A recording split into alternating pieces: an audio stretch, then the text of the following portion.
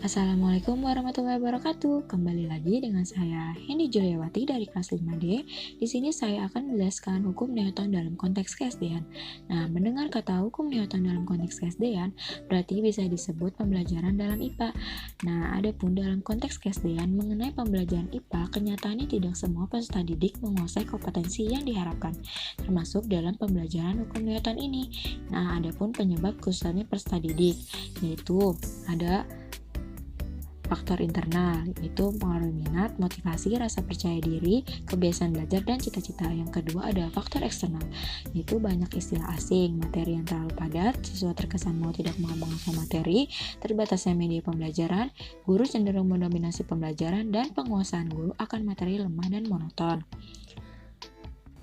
Lalu, ada saran yang tepat untuk meningkatkan hasil belajarnya, yaitu kita dapat fokuskan kepada aspek yang mempengaruhi kesusahan belajar tersebut, lalu melakukan pendekatan mendalam antara guru dengan siswa agar terungkap pembelajaran secara komprehensif.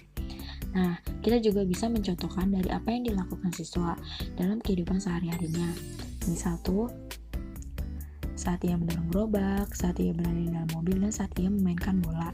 Nah, langsung aja kita akan membahas hukum Newton secara satu persatu, yaitu yang pertama hukum Newton 1 yang berbunyi, suatu benda akan tetap bergerak lurus beraturan jika resistan gaya yang bekerja pada benda itu sama dengan 0. Nah, maksudnya itu adalah berkaitan dengan sifat kelembaban benda. Kenapa demikian? Sebab kelembaban benda atau bisa disebut inersia. Maksudnya adalah setiap benda akan mempertahankan kedudukannya.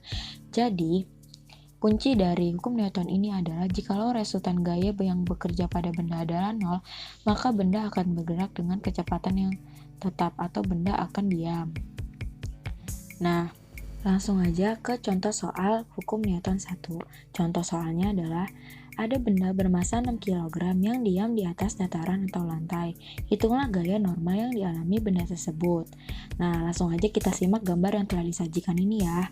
Nah, yang pertama kita mencari tahu dulu, diketahuinya adalah masanya 6 kg. Nah, dan di sini tuh bendanya diam.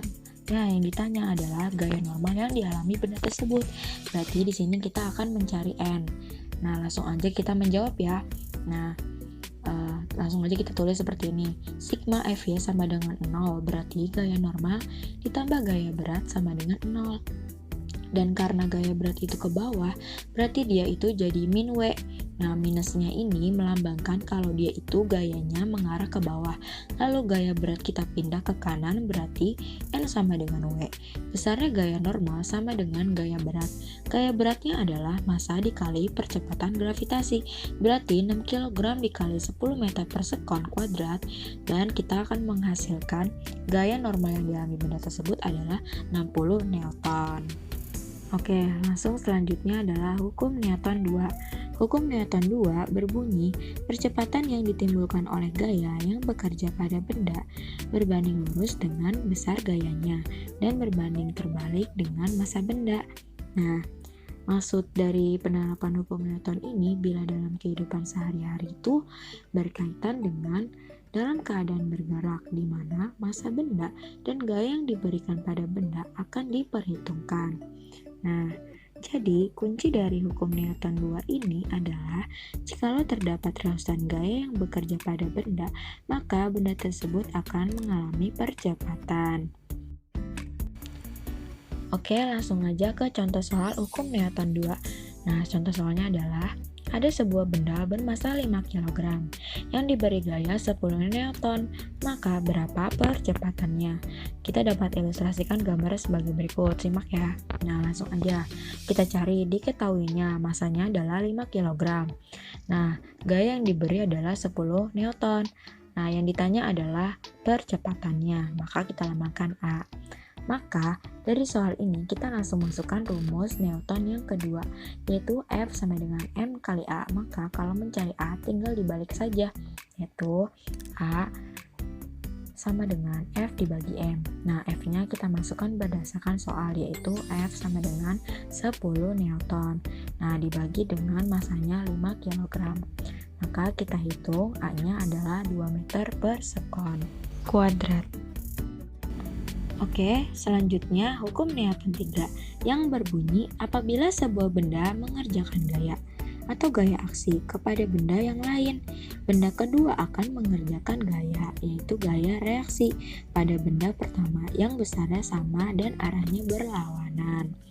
Nah, maksud dari hukum Newton 3 ini berkaitan dengan gaya aksi dan reaksi.